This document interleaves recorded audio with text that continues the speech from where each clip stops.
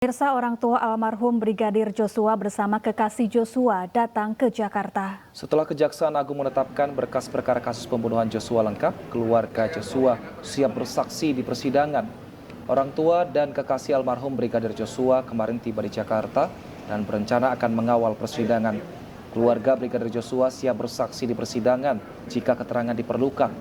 Tim kuasa hukum keluarga Brigadir Joshua juga telah menyiapkan 11 saksi, termasuk bukti elektronik yang dimiliki kekasih Brigadir Joshua, Vera Simanjuntak. Sedangkan ibunda Brigadir Joshua meminta keadilan hukum ditegakkan dalam kasus pembunuhan anaknya. Ya, harapan kami sebagai ibu dan keluarga, semua kita yang ada di sini, semoga penegak hukum, jaksa maupun hakim, mereka bekerja dengan sebaik-baiknya dan sejujur-jujurnya dan setransparan mungkin agar hukum atau pengadilan nanti berjalan dengan seadil-adilnya. Mbak Vera boleh sedikit Mbak Vera. Dan pelaku dihukum sesuai perbuatan mereka dan seberat-beratnya. Hukum pasal 340 akan. Bagaimana tanggapan keluarga almarhum Brigadir Joshua setelah Putri Chandrawati ditahan polisi? Kita sudah bergabung dengan Samuel Huta Barat, ayah dari Brigadir Joshua. Selamat sore Pak Samuel. Setelah akhirnya polisi mengumumkan Putri ditahan, seperti apa respon Anda? Ya, secara resmi baru kami lihat sebelum selesainya diumumkan oleh Pak Kapolri soal penahanan Ibu PC. Kami dari pihak keluarga merasa salah satu terpenuhinya rasa keadilan bagi kami keluarga korban. Begitu juga seluruh masyarakat Indonesia yang merasa menunggu-nunggu penahanan Ibu PC ini. Ya, berkas perkara sudah dinyatakan lengkap, sesaat lagi persidangan akan digelar. Apa harapan Anda dan keluarga mengenai persidangan nantinya? Harapan saya dan keluarga soal persidangan nanti, kiranya persidangan itu terbuka untuk umum. Biar masyarakat umum ataupun masyarakat Indonesia boleh menyaksikan bagaimana keadilan di negeri kita ini. Dan harapan kami yang selanjutnya dari keluarga, di dalam pengadilan nanti kiranya jangan ada yang ditutup-tutupi, diungkap selebar-lebarnya agar masyarakat boleh mengetahui hukum yang adil dan jujur di negeri kita ini. Baik. Anda dan keluarga Anda siapa saja yang datang ke Jakarta, Pak Samuel, untuk memantau dan juga untuk siap bersaksi di persidangan? Sementara ini yang datang ke Jakarta, saya sendiri dengan istri, begitu juga dengan kekasih almarhum Vera Simanjuntak. Ya, apa tujuan dan harapan Pak Samuel serta keluarga datang ke Jakarta, Pak?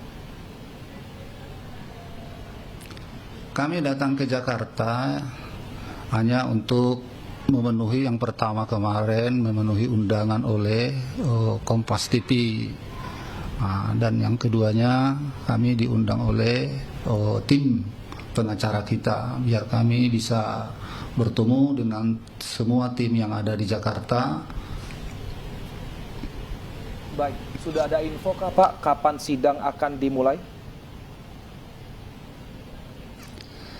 Kalau soal info yang akan dimulai belum ada kepastian, tapi kiranya kita bersabar menunggunya. Ya, saat persidangan nanti apakah Bapak dan anggota keluarga yang lain akan menghadiri persidangan secara langsung?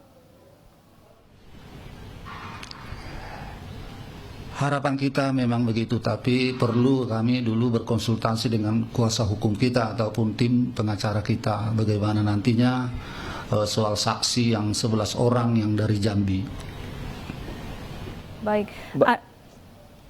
Baik Pak Samuel, lalu apa saja persiapan Anda dan juga keluarga untuk menyambut persidangan? Adakah juga bukti-bukti yang Anda dan keluarga bawa untuk ditunjukkan nanti kepada hakim? soal bukti-bukti yang di dalam persoalan ini sudah kami serahkan dari dulu ke tim pengacara kita. Ya, termasuklah itu bukti rekaman elektronik yang di tangan kekasihnya si Pera dulu sudah sampai di tangan penyidik. Dan soal persiapan kami untuk menghadapi persidangan nanti, yang pertama kami mempersiapkan mental dan fisik agar sehat, dan kami mohon doanya kami agar sehat nanti menghadapi persidangan ini. Lalu apa harapan Anda dan keluarga kepada majelis hakim, jaksa, dan pengacara yang nantinya akan menangani perkara ini dalam persidangan? Harapan kami kepada Pak Hakim, menurut iman kepercayaan kami, hakim itu adalah utusan Tuhan di dunia ini. Dan kiranya Pak Hakim nanti beserta timnya takut akan Tuhan. Dan kiranya diberikan Tuhan roh hikmat bijaksana agar Pak Hakim nanti beserta Pak Jaksa bisa menunjukkan keadilan di negeri kita ini, terutama bagi kami orang-orang kecil. Baik. Terima kasih Pak Samuel atas informasinya. Kita nantikan bersama seperti apa jalannya persidangan dan kita harapkan juga semoga sidang terbuka sehingga bisa dipantau juga oleh masyarakat. Terima kasih, sehat selalu Bapak.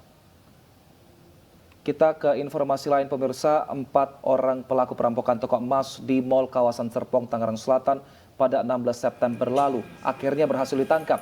Salah satu pelaku berinisial MK merupakan anggota TNI yang dipecat. 4 orang pelaku perampokan toko emas di Mall kawasan Serpong, Tangerang Selatan pada 16 September lalu berhasil ditangkap polisi. Salah satu pelaku yang ditangkap berinisial MK merupakan anggota TNI yang dipecat. Komplotan ini juga kerap merampok di wilayah Tangerang lainnya. MK berperan sebagai penyedia senjata api serta ikut merampok bersama tersangka lain. Polisi masih mengembangkan penangkapan para tersangka untuk menyelidiki dugaan kaitannya dengan perampokan lainnya.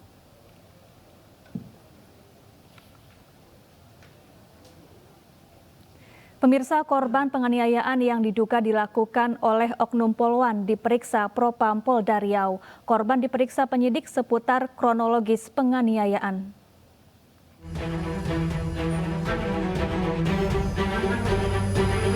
Korban penganiayaan yang diduga dilakukan oleh oknum Polwan menjalani pemeriksaan di Propam Polda Riau. Ia diperiksa terkait laporannya terhadap seorang Polwan yang diduga menganiaya dan menyekap dirinya. Pemeriksaan yang dilakukan terkait kronologis penganiayaan dan laporan balik terhadapnya yang dilakukan oleh oknum Polwan tersebut. Dari korban. Saya selaku korban kan belum diperiksa dari Propam, kemarin dari Paminal, dari Krimum. Keterangan dari Propam langsung. Sekarang kondisi Mbak gimana? Udah mulai membaik atau gimana? Alhamdulillah udah mulai membaik sedikit. Sebelumnya, korban juga meminta perlindungan ke Lembaga Perlindungan Saksi dan Korban atau LPSK. Permintaan ini dilayangkan usai korban dilaporkan atas pelanggaran Undang-Undang Informasi dan Transaksi Elektronik karena menyebarkan video penganiayaan yang dilakukan oknum Polwan.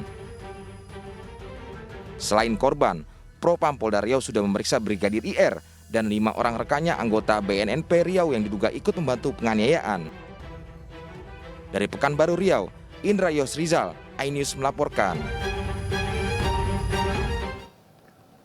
Peristiwa miris menimpa bocah di Nganjuk, Jawa Timur. Seorang anak berusia 7 tahun diperkosa anak laki-laki berusia 11 tahun.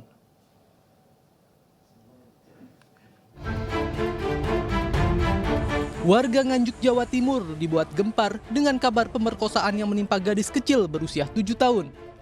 Mirisnya, pelaku merupakan anak laki-laki yang masih berusia 11 tahun. Peristiwa terjadi saat korban bermain dengan pelaku serta seorang anak laki-laki lain yang baru dikenalnya di lapangan dekat rumah korban. Pelaku kemudian meminta teman laki-lakinya mengambil air. Di saat itulah pelaku menendang kepala korban hingga membuat korban pingsan. Pelaku lalu melakukan pelecehan seksual hingga akhirnya korban tersadar dan langsung pulang ke rumah. Musibah yang baru menimpa dirinya itu kemudian diceritakan korban kepada orang tuanya. Pelaku kemudian dilaporkan ke polisi dan segera dijemput untuk menjalani pemeriksaan. Kepada polisi, pelaku mengaku nekat melakukan pemerkosaan karena terpengaruh video porno yang sering dilihatnya di media sosial.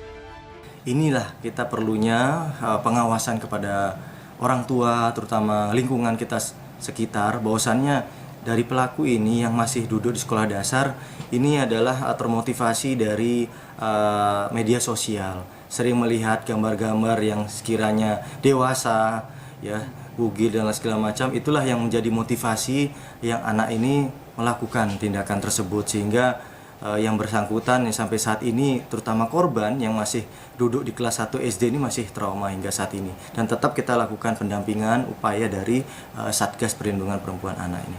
Meski sangat belia, pelaku terancam pasal 82 ayat 1 Undang-Undang Nomor 35 Tahun 2014 tentang Perlindungan Anak, dan dalam proses hukumnya pelaku mendapat pendampingan.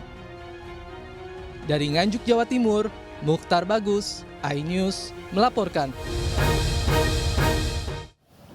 Puluhan emak-emak desa Babakan Sari menggeruduk Mapolsek Pleret, Purwakarta, Jawa Barat. Mereka melaporkan seorang guru ngaji yang diduga telah mencabuli murid.